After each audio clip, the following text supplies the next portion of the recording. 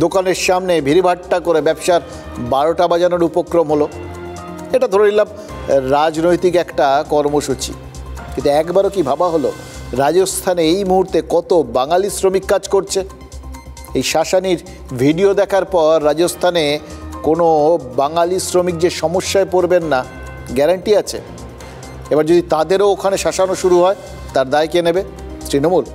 আসলে এই যে এই রাজস্থানী দোকানদারের দোকানের সামনেই হট্টগোল হলো না, সেটা একটাই মাত্র কারণে এলাকায় যে তৃণমূল রয়েছে এবং এলাকায় তৃণমূলই যে একমাত্র এই বাঙালি অস্মিতা জাগিয়ে তুলছে সেটার প্রচার।